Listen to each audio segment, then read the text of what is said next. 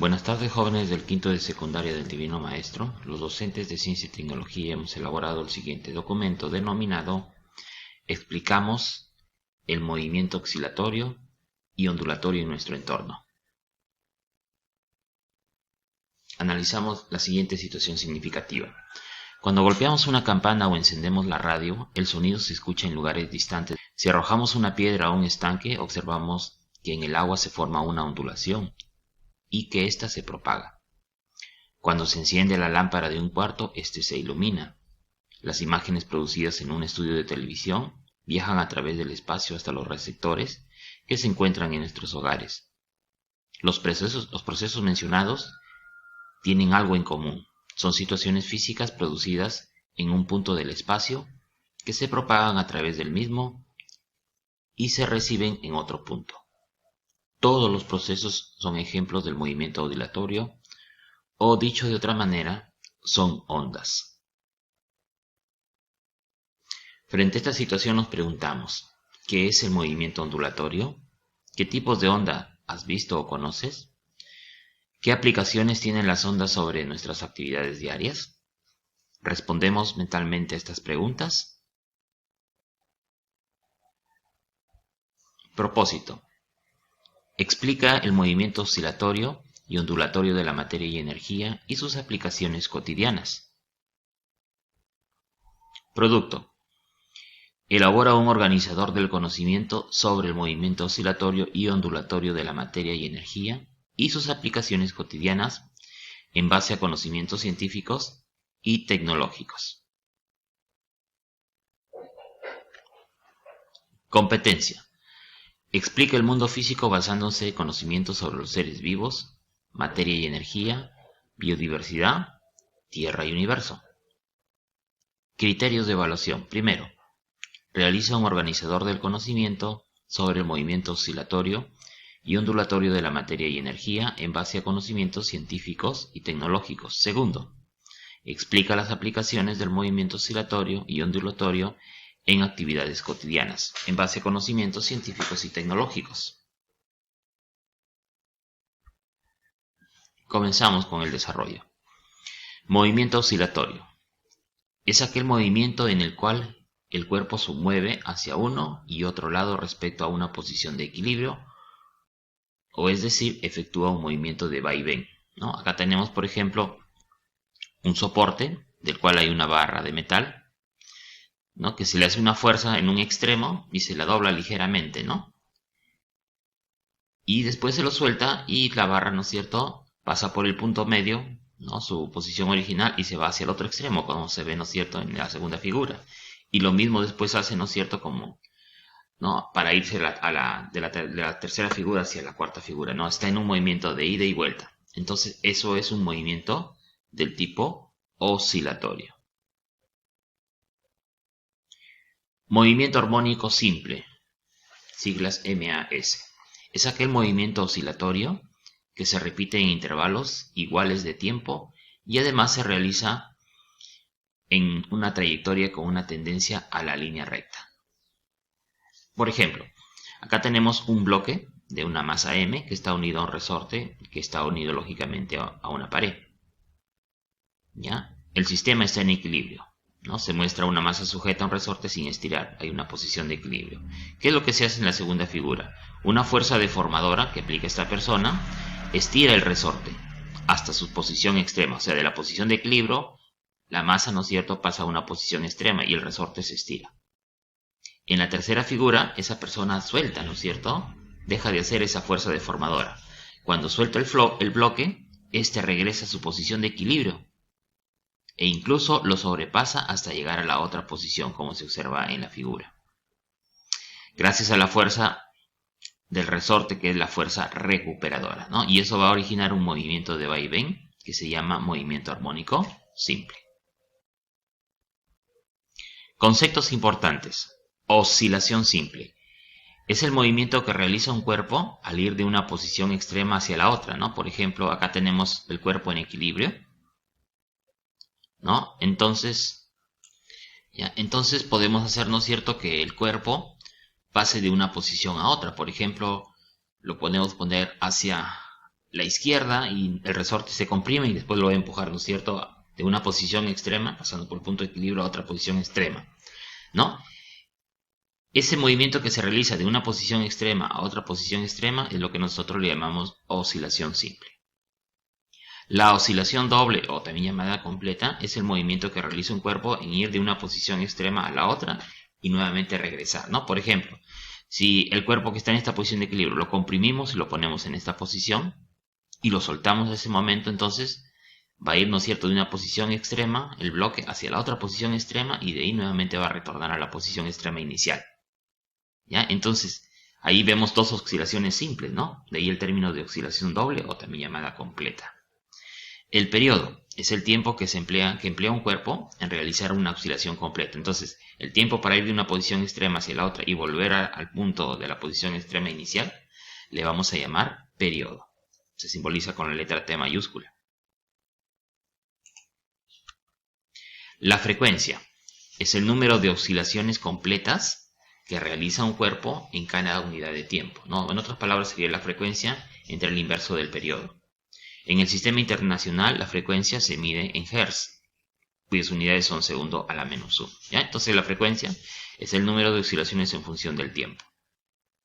¿Qué es la elongación? Es la distancia que existe entre la posición de equilibrio y el cuerpo en un instante cualquiera, ¿no? Por ejemplo, acá tenemos en este instante, en el punto C, ¿no? Hay una distancia. Eso sería la elongación. Se simboliza con la letra X minúscula. La amplitud es la distancia existente entre la posición de equilibrio y cualquiera de las posiciones extremas, ¿no? Entonces acá tenemos, esa distancia se denomina amplitud, ¿no? La distancia que hay entre la posición de equilibrio y cualquier posición extrema. Expresiones matemáticas importantes. La ley de Hooke, ¿no?, que ya la hemos visto cuando hemos realizado fuerza, por ejemplo. ¿Qué nos dice la ley de Hooke? La fuerza deformadora es directamente proporcional a la deformación. Entonces, esa fuerza deformadora es directamente proporcional a la deformación.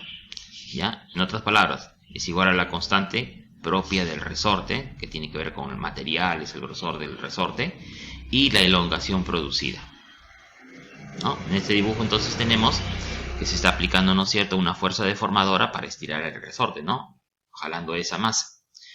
Entonces, esa fuerza deformadora no es otra cosa que una constante que es propia del resorte, se mide en newtons por metro, por la elongación, ¿no? Cuánto se ha llegado a deformar justamente, o a deformar, ¿no es cierto?, el resorte cuando ha sido estirado esa masa, ¿no?, implicando una fuerza deformadora. Periodo de oscilación. ¿Ya? El periodo de oscilación constituye, ¿no es cierto?, aquel tiempo en cual un cuerpo hace, ¿no es cierto?, ese movimiento de vaivén, vale decir, viene de una posición extrema hacia la otra y retornar, ¿no? Eso es el periodo de oscilación, que está formado, ¿no es cierto?, por una oscilación simple, ¿no?, y otra oscilación simple, ¿no?, ida y vuelta, en otras palabras. Ese periodo de oscilación se calcula con la siguiente fórmula: es igual a 2pi por raíz cuadrada de la masa del bloque entre la constante del resorte. La velocidad en cualquier punto sería igual a el valor de 2pi entre el periodo multiplicado por la raíz cuadrada de la amplitud al cuadrado menos la elongación al cuadrado. La aceleración, ¿no?, puede ser de repente, si se va en un extremo o el otro extremo, de ahí que se ponga más menos, es igual, ¿no es cierto?, entonces al signo positivo o negativo de 4 veces pi al cuadrado entre el periodo al cuadrado por la elongación. El péndulo simple.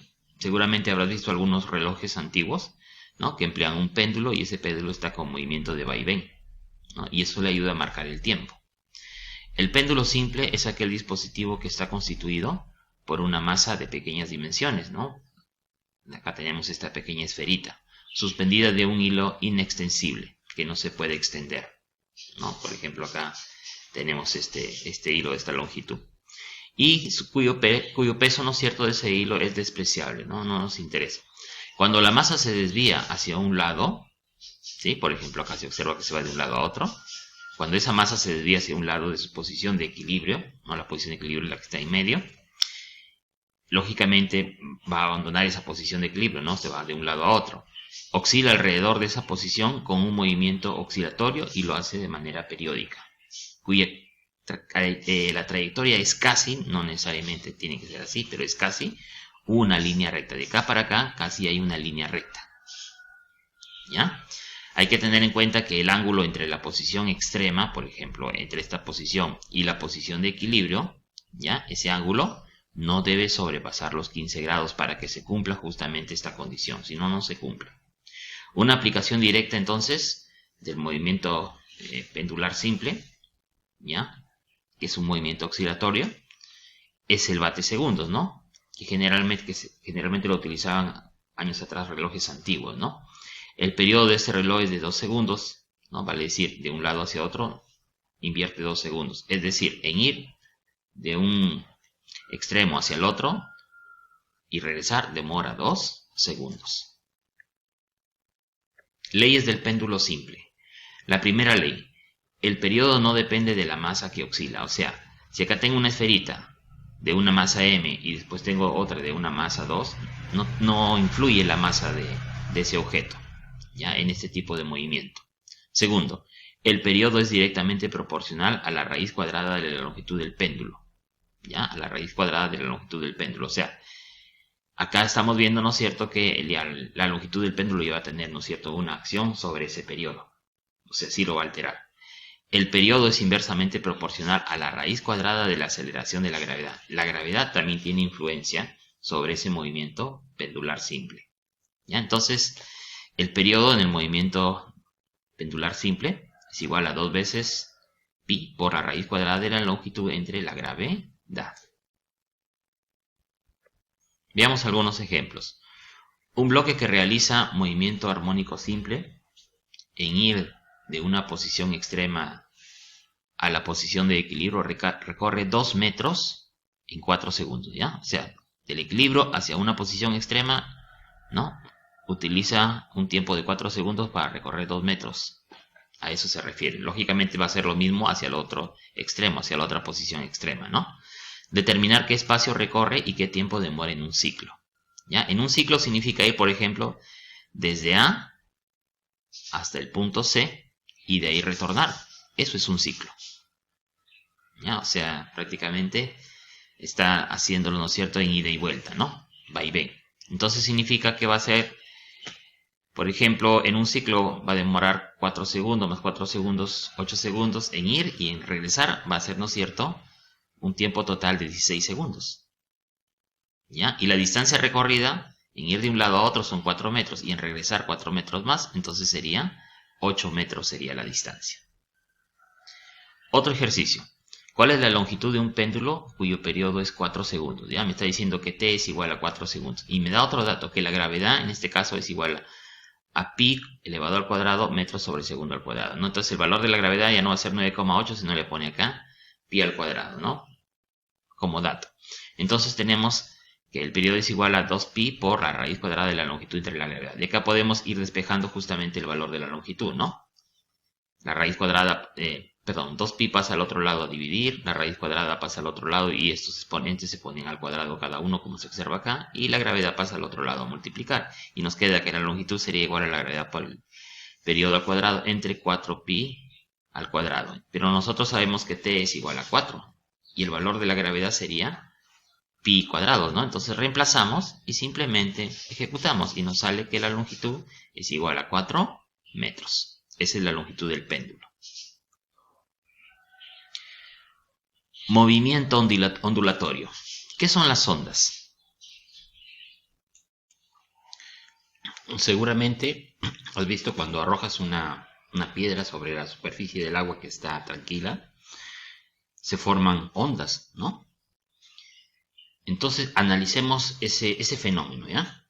Miren, imaginemos que tenemos agua en una bañera hasta la mitad de su capacidad y colocamos 2 corchos en diferentes posiciones, ¿no? En la superficie del agua. Cuando el agua está en calma y dejamos caer una piedrita, entonces, ¿qué es lo que va a pasar acá? En el centro de la bañera cae esa piedrita a cierta altura y luego comenzamos a apreciar que se comienza a formar ondas. Y esas ondas van a llegar hacia los corchos. haciendo que el corcho suba y baje, dependiendo cómo va pasando las ondas por ahí. Pero el corcho siempre se mantiene en la misma posición, o sea, no se va ni hacia la izquierda ni hacia la derecha. ¿Ya? Entonces hay una perturbación, ¿no es cierto?, de la superficie del agua debido justamente a ese movimiento ondulatorio, donde se transporta energía, pero no hay transporte de materia. A ver, analizamos ahora sí. La materia que nos rodea está formada por partículas de pequeño tamaño. En los sólidos, las partículas están más apretadas que en el caso de los líquidos o en los gases.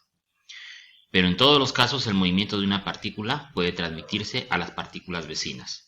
¿Ya? Entonces hay una transmisión, ¿no es cierto?, de esa energía a las partículas que están formando ese cuerpo, ¿no?, a sus partículas vecinas. Una onda es una perturbación que se propaga en el espacio y que se caracteriza por un transporte de energía, pero no de materia, como habíamos visto en el ejemplo de la piedra que cae sobre la superficie del agua y forma ondas en su superficie.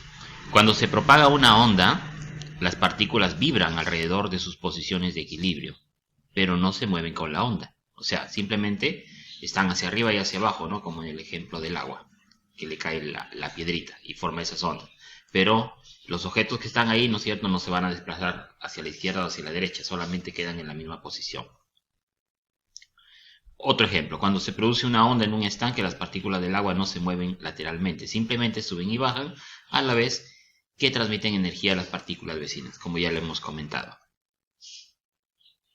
Clasificación de las ondas. Podemos clasificar a las ondas según el medio en los que viajan o se propagan. Ahí tenemos ondas mecánicas y ondas electromagnéticas. Según la dirección en que viajan o se propagan esas ondas, pueden ser longitudinales o transversales. Según las dimensiones de desplazamiento de las ondas, pueden ser en una dimensión unidimensionales, bidimensionales o pueden ser en 3 dimensiones, tridimensionales. Comenzamos con las ondas longitudinales y transversales. Entonces, atendiendo a la relación que existe entre la dirección de propagación de la onda y la del movimiento vibratorio de las partículas, las ondas se pueden clasificar en longitudinales o pueden ser transversales, ¿no? Imaginemos que tenemos una cuerda, ¿no?, y está unida a la pared, ¿no?, y jalamos, hacemos una tensión ahí y después, ¿no es cierto?, hacemos un movimiento de subida y bajada con nuestros brazos que estamos sosteniendo un extremo de la cuerda y ahí vamos a ver que se está formando, ¿no es cierto?, la transmisión de una onda por toda la cuerda, ¿ya? Esas son ondas de tipo transversal porque, ¿no es cierto?, hacen subidas y bajadas, ¿no?, en función del movimiento que es longitudinal. A ver, las ondas transversales son aquellas en que las partículas vibran de manera perpendicular a la dirección de la propagación, ¿no? La propagación de la onda es horizontal, pero las partículas van a vibrar de arriba hacia abajo, o sea, de manera perpendicular. Entonces, ahí hablamos de ondas transversales. Se presentan o se representan mediante una línea ondulada, formada por una sucesión de crestas y valles, ¿no?, de subidas y de bajadas, ¿no? Acá tenemos, por ejemplo, una subida, acá tenemos una bajada. Las subidas son las crestas y las bajadas son, en este caso, los valles. Las microondas y las ondas de radio pertenecen a este tipo de ondas, al igual que las ondas sísmicas secundarias o llamadas ondas S. Y las que se propagan en una cuerda, como en el ejemplo que hemos dado, o las que se propagan en la superficie del agua, son del tipo de ondas transversales. Las ondas longitudinales son aquellas en las que las partículas vibran en la misma dirección de la propagación. Por ejemplo, acá estamos propagando una onda, ¿no? Se va, ¿no es cierto?, en dirección horizontal. Y la vibración también, ¿no es cierto?, tiene la misma dirección. Entonces, esas son ondas longitudinales, como en el caso del sonido, por ejemplo. El movimiento de cada punto lleva la misma dirección de propagación de la onda. Este tipo de ondas se originan por compresiones y dilataciones, ¿no? Por ejemplo, acá hay compresiones, por acá va a haber dilataciones, ¿no? Mira, compresión, dilatación, compresión. Y así se va transmitiendo la onda en la misma dirección, en este caso la perturbación al movimiento de la onda. El sonido es el ejemplo más característico de las ondas longitudinales. Otros ejemplos pueden ser las ondas sísmicas primarias o llamadas ondas P, que son las primeras que se detectan en los sismógrafos durante un terremoto. Y tenemos también a las ondas producidas al comprimir o estirar un muelle, ¿no?, como en el caso de los autos. O los resortes, por ejemplo, que conocemos nosotros. Ondas mecánicas y electromagnéticas. Tanto la luz como el sonido son fenómenos ondulatorios, son ondas. Pero mientras que el sonido necesita un medio material para propagarse, ¿no? Por ejemplo, en este momento estás escuchando mi voz debido a que el parlante está emitiendo ondas sonoras a través del aire que llegan a tu oído. ¿Sí? Necesitan de un medio el sonido para poder transmitirse. Si estuviéramos en el espacio, ¿no? Entre dos naves espaciales, por ejemplo, y en el espacio hay vacío, una persona quiere hablarle a la otra, gritarle, ¿no es cierto?, de una nave a la otra, no lo va a escuchar, porque necesita de un medio para transmitirse el sonido. ¿Ya? Entonces, el sonido necesita de un medio material para propagarse. La propagación la transmiten las partículas del medio porque éstas comienzan a vibrar. Pero la luz puede propagarse en el vacío. De ahí que estemos hablando de que el sonido es una onda mecánica y la luz es una onda electromagnética. Ondas mecánicas son las que necesitan un medio material para poder propagarse, ¿no? Ejemplos de ondas mecánicas tenemos las ondas sonoras, que son el sonido, y las generadas en la superficie del agua, como se ve en el dibujo, o las cuerdas de una guitarra, ¿no? O los bueyes, los resortes. Esos son tipos de ondas mecánicas, ¿no? Bueno, en el dibujo tenemos cuando un objeto golpea la superficie del agua, se forman crestas y valles. Las crestas son las partes más altas y los valles las más bajas, ¿no? En circunferencias, como se observa acá, ¿no? Circunferencias concéntricas que se alejan del centro donde comenzó la perturbación. Y esto sucede en la superficie del agua, por ejemplo. Ondas electromagnéticas son las que no necesitan un medio material para propagarse, por lo que se pueden propagar en el vacío. Estas ondas pueden atravesar el espacio y llegar hasta la Tierra desde las estrellas, como en el caso, ¿no es cierto?, de los rayos del Sol, o la luz que nos envía el Sol también. A esta clase de ondas pertenecen los rayos X, la radiación ultravioleta, la luz visible, la radiación infrarroja, las microondas, las ondas de radio y televisión, ¿ya? Que son radiaciones que emiten y reciben los celulares, ¿no? Por ejemplo, consisten en ondas de radio. Realmente estas ondas de los celulares, de la televisión, pertenecen a las ondas de radio. Las ondas transversales pueden ser mecánicas, ¿no? Como el caso de los resortes, o electromagnéticas, como el caso de la luz, pero mientras tanto todas las ondas longitudinales pertenecen a las ondas mecánicas. ¿Ya? Miren, acá tenemos un celular y acá tenemos, una linterna y un celular, ¿no? Que están dentro de un recipiente donde existe aire. ¿Qué podemos ver? Que la luz, que es una onda, se está transmitiendo. El celular, ¿no es cierto?, está sonando, ¿no? Se escucha el sonido. Pero ¿qué pasaría si lo pongo, ¿no es cierto?, en un recipiente donde se ha hecho el vacío? La luz sí se transmite, pero ya el celular ya no transmite sonido, a pesar, ¿no es cierto?, de que está funcionando, pero no transmite sonido, porque la onda sonora necesita de un medio para transmitirse, que sería, por ejemplo, el aire. Pero eso no sucede con las ondas electromagnéticas, que se transmiten inclusive en el vacío. Según el número de dimensiones en que se propaga la energía, las ondas pueden ser unidimensionales. Esta energía se propaga en una dimensión, como en el caso, ¿no es cierto?, de la propagación de una onda, ¿no es cierto?, en una cuerda. O bidimensionales, la energía se propaga ya en un plano, por ejemplo, en la superficie del agua. O tridimensionales, como en el caso del sonido, que se propaga en las 3 dimensiones. Elementos de una onda. El ciclo se le llama también fase y viene a ser el movimiento ordenado por una onda comprendida entre 2 puntos consecutivos de posición semejante. Por ejemplo, acá tenemos una onda, miren. ¿Ya? Un ciclo significa desde un punto inicial llegar, ¿no es cierto?, a un punto semejante de la misma posición, que en este caso sería el de acá. Entonces, desde acá hasta acá se ha cumplido, ¿no es cierto?, un ciclo. ¿Ya? El periodo se simboliza con la letra T. Es el tiempo transcurrido durante la realización de un ciclo, ¿no? Para hacer un ciclo, ¿cuánto de tiempo se demoró? Eso es el periodo. La frecuencia es el número de ciclos realizado en cada unidad de tiempo. A la frecuencia también se le denomina como la inversa del periodo. La frecuencia es 1 entre T, ¿no? La inversa del periodo, porque T es el periodo, ¿no? Si el periodo es en segundos, entonces el ciclo sería segundo. La frecuencia sería segundo a la menos 1, que son los hertz. Longitud de onda se simboliza con la letra lambda. Es la distancia medida en la dirección de propagación de la onda que existe entre 2 puntos consecutivos de posición semejante. Por ejemplo, acá tengo, ¿no es cierto?, una cresta. hacia la cresta, ¿no es cierto? Acá tenemos un ciclo entero, miren, ve. ¿Ya? Esa longitud de cresta a cresta, que son dos puntos consecutivos semejantes, le llamamos longitud de onda. También se le define como el espacio que una onda recorre en un tiempo igual al periodo. Se mide en metros en el sistema internacional, o submúltiplos del metro.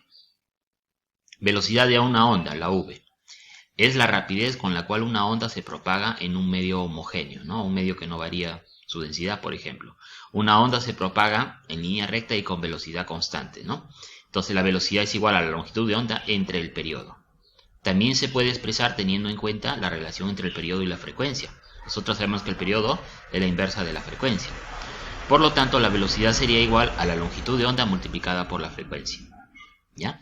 En el sistema internacional, sus unidades son metros por segundo.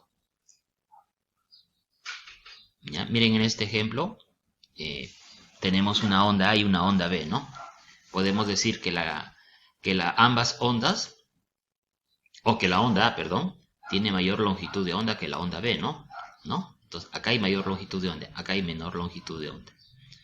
¿Ya? Más adelante vamos a ver también lo que es la amplitud de la onda, ¿no? Que tiene que ver con la línea media de la onda en función de las crestas y los valles, ¿no? Por ejemplo, en C y en D, las dos ondas tienen la misma longitud, pero ¿no? Son más extensas, tienen más subidas y bajadas en el caso de la onda D, que tiene mayor amplitud, a eso le llamamos amplitud, que la onda C. Las crestas son los puntos más altos de las ondas. Por ejemplo, esta es una cresta y esta es otra cresta. Los valles son los puntos más bajos. Acá hay un valle, acá hay otro valle. La amplitud, lo que estábamos comentando, es la altura de una cresta o la profundidad de un valle, ¿no? Acá hay una altura, es amplitud. Y acá para acá hay una profundidad en el valle, esto también es una amplitud. ¿Qué es la elongación? Acá vemos en la gráfica. Es la distancia que existe entre cualquier instante de posición de la partícula y la posición de equilibrio. ¿Ya? Acá hay una posición de la partícula y acá está la posición de equilibrio, ¿sí? A esa distancia le vamos a llamar elongación. Un ejemplo. La onda representada, la que está acá en la figura, se propaga a 20 metros por segundo. Esa es su velocidad. Calcula lo siguiente. La amplitud, la longitud de onda, el periodo y la frecuencia. 4 cosas me piden calcular. La amplitud es la distancia de la cresta a la línea media, o sea, desde este punto hasta arriba es la amplitud y de acá para acá hay 1 metro. Entonces la amplitud es 1 metro. El periodo es el tiempo empleado por la onda en completar una oscilación completa. Por ejemplo, desde acá que baja hasta que sube totalmente, eso es un ciclo. El tiempo empleado en ese ciclo, vemos que es de acá hasta acá, ¿no es cierto? Hay un tiempo de 0,2 segundos. ¿Ya? Entonces la longitud de la onda será lo siguiente. La longitud es la velocidad por el periodo. La velocidad nos dan como dato, 20 metros por segundo. El periodo, hemos visto que es 0,2 segundos de acá para acá. Entonces multiplicamos y nos sale que la longitud de onda es 4 metros. ¿Cuál sería la frecuencia? La inversa del periodo, vale decir, ¿no? 1 entre 0,2 segundos, eso es la frecuencia, en otras palabras 5 Hz.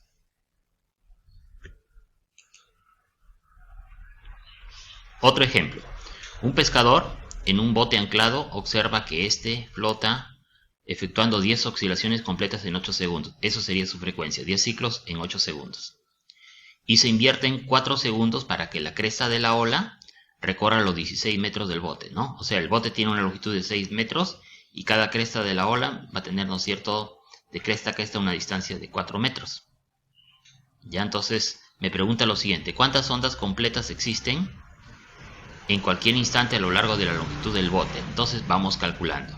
Según el problema, la velocidad es igual a la distancia entre el tiempo. La distancia sería 16 metros entre el tiempo, que sería 4 segundos. Vale decir, la velocidad es 4 metros por segundo.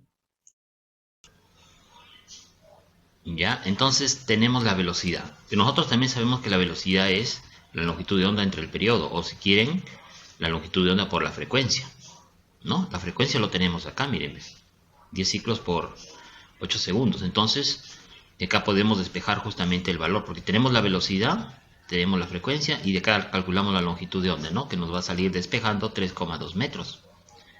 Ya, como quiera que el bote mide 16 metros, y el número de ondas que pasa por él será lo siguiente, ¿no? 16 metros entre 3,2 metros, que es la longitud de onda. Entonces, dividimos y en este caso me sale un valor de 5. ¿Qué significa? A lo largo de los 16 metros del bote van a pasar 5 ondas. Entonces eso es lo que nos pide. El número de ondas completas son 5. Actividad. Elaboramos nuestro organizador del conocimiento. Elabora un organizador del conocimiento sobre el movimiento oscilatorio y ondulatorio de la materia y energía y sus aplicaciones cotidianas, en base a conocimientos científicos y tecnológicos. Ticket de salida. ¿Qué es lo más importante que aprendiste en la clase de hoy? ¿Entendiste la clase de hoy como lo sabes? ¿Qué preguntas tienes sobre la clase de hoy? Muchas gracias, hasta una nueva oportunidad.